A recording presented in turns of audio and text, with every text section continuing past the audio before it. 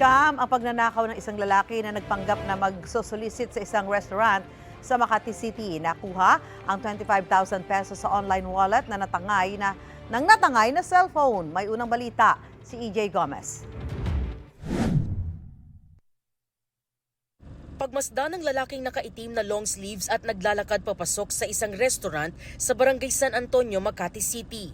Halos kasabay niyan, nakuha na naman sa loob ng establishmento ng ilapag ng babaeng staff ang cellphone sa ibabaw ng counter.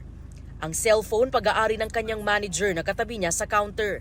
Ilang saglit lang, pumasok na ang lalaki sa restaurant. Dumiretso siya sa counter at nag-abot ng papel sa staff.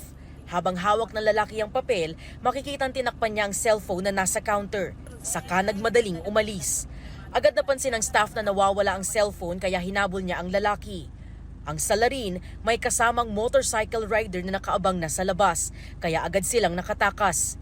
Nangyari ang pagnanakaw pasado alas 11 ng umaga nitong Sabado. Para lang siyang itsurang rider eh. Unang pangakala ko mag-pick up lang ng food. Nag-refuse ako, then after nun, parang nagmamadali na siya eh.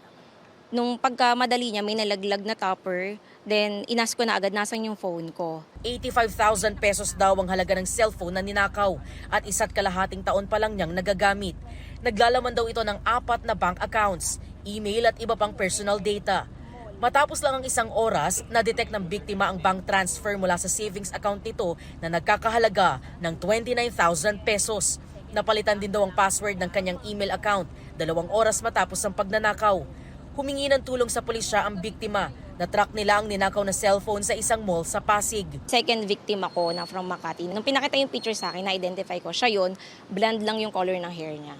So ganun din po yung tactics niya, nagsosolicit din, then tatakpan ng papel kung ano yung kukuhain niya. Sinalisihan po si Ma'am or modus po ito ng isang salisi. Inaalam pa raw ang pagkakakilala ng lalaki at ng kasama nito.